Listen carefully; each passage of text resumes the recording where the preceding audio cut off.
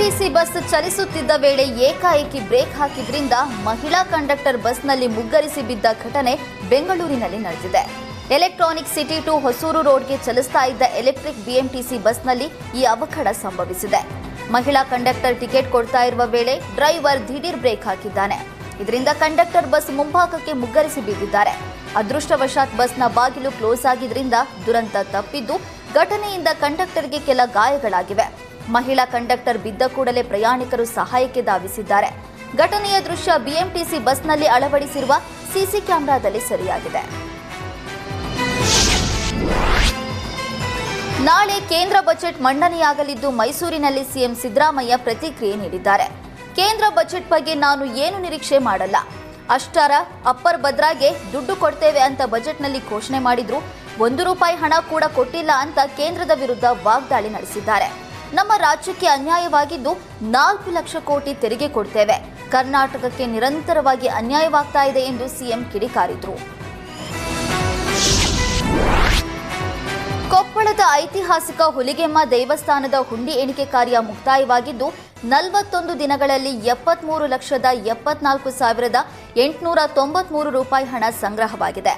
ಇನ್ನು 50 ಗ್ರಾಂ ಕಚ್ಚಾ ಬಂಗಾರ, 3.5 ಕೆಜಿ ಕಚ್ಚಾ ಬೆಳ್ಳಿ ಹುಂಡಿಯಲ್ಲಿ ಸಂಗ್ರಹವಾಗಿದ್ದು, ಡಿಸೆಂಬರ್ 21ರಂದು ಕೊನೆಯ ಬಾರಿ ಹುಂಡಿ ಎಣಿಕೆ ಮಾಡಲಾಗಿತ್ತು. ಹುಲಿಗಮ್ಮ ದೇವಿಗೆ ಪ್ರತಿನಿತ್ಯ ಸಾವಿರಾರು ಭಕ್ತರು ಆಗಮಿಸಿದ್ದು, ಆಂಧ್ರ, ತೆಲಂಗಾಣ, ಮಹಾರಾಷ್ಟ್ರದಿಂದಲೂ ಹೆಚ್ಚಿನ ಭಕ್ತರು ಆಗಮಿಸಲಿದ್ದಾರೆ. ಅಕ್ರಮ ಕ್ರಷರ್ಗಳ ಹಾವಳಿಗೆ ಆನೇಕಲ್ನ ತಮ್ಮನಾಯಕನಹಳ್ಳಿ ಗ್ರಾಮಸ್ಥರು ಹಾಗೂ ಶಾಲಾ ಮಕ್ಕಳು ತತ್ತರಿಸಿ ಹೋಗಿದ್ದಾರೆ. ಕ್ರಷರ್ಗಳ ಧೂಳಿನಿಂದ ಗ್ರಾಮದಲ್ಲೆಲ್ಲ ಧೂಳು ಆವರಿಸಿದ್ದು, ರೈತರ ಹೊಲ ಗದ್ದೆಗಳಿಗೆ ಕ್ರಷರ್ ಧೂಳಿನ ಕಾಟ ಹೆಚ್ಚಾಗಿದೆ. ಭಾರೀ ಧೂಳಿನಿಂದ ಮಕ್ಕಳ ಆರೋಗ್ಯದ ಮೇಲೆ ದುಷ್ಪರಿಣಾಮ ಹೆಚ್ಚಾಗಿದ್ದು, ಧೂಳಿಗೆ ಹೆದರಿ ಪೋಷಕರು ಶಾಲೆಗೆ ಮಕ್ಕಳನ್ನ ಕಳಿಸೋದಕ್ಕೆ ಹಿಂದೇಟು ಹಾಕ್ತಿದ್ದಾರೆ. ಈ ಬಗ್ಗೆ ಅಧಿಕಾರಿಗಳಿಗೆ ಕ್ರಮ ಕೈಗೊಳ್ಳುವಂತೆ ಸೂಚನೆ ನೀಡಿದ್ರೂ ಯಾವುದೇ ಪ್ರಯೋಜನವಾಗಿಲ್ಲ ಅಂತ ಗ್ರಾಮಸ್ಥರು ಆಕ್ರೋಶ ಹೊರಹಾಕ್ತಿದ್ದಾರೆ. ಶಿವಮೊಗ್ಗ ಜಿಲ್ಲಾ ಉಸ್ತುವಾರಿ ಸಚಿವ ಮಧು ಬಂಗಾರಪ್ಪಗೆ ರೈತರು ಮನವಿ ಮಾಡಿದ್ದಾರೆ. ಅರಣ್ಯ ಇಲಾಖೆ ನೋಟಿಸ್ ನೀಡಿ ಜಮೀನು ತೆರವುಗೊಳಿಸ್ತಾ ಇದ್ದಾರೆ. ಹೀಗಾಗಿ ಜಮೀನು ರಕ್ಷಿಸಿಕೊಡುವಂತೆ ಸಚಿವರಲ್ಲಿ ರೈತರು ಮನವಿ ಮಾಡಿದ್ದಾರೆ. ಭದ್ರಾವತಿ ತಾಲೂಕಿನ ಇಟ್ಟಿಗೆಹಳ್ಳಿ, ಅಶೋಕನಗರ, ಆಗರದಹಳ್ಳಿ, ಮಲ್ಲಿಗೇನಹಳ್ಳಿ, ಚಂದನಕೆರೆ, ಎಡೆಹಳ್ಳಿ, ತಡಸ ಮೊದಲಾದ ಗ್ರಾಮಗಳಲ್ಲಿ ತೆರವು ಕಾರ್ಯಾಚರಣೆ ನಡೆಸಿದ್ದಾರೆ. ಸುಮಾರು 100 ರೈತರುಗಳಿಗೆ ಅರಣ್ಯ ಇಲಾಖೆ ನೋಟಿಸ್ ನೀಡಿದೆ. ಅರಣ್ಯ ಇಲಾಖೆ ಬೆಳೆದ ಅಡಿಕೆ ಸಸಿ ಕಡಿದು ರೈತರಿಗೆ ಅನ್ಯಾಯ ಮಾಡ್ತಾ ಇದೆ ಎಂದು ರೈತರು ಆರೋಪಿಸಿದ್ದಾರೆ.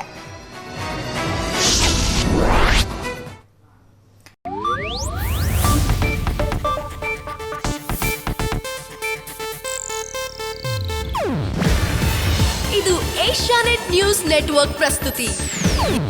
ನೀವು ನೋಡ್ತಿದ್ದೀರಾ ಏಷ್ಯಾನೆಟ್ ಸುವರ್ಣ ನ್ಯೂಸ್.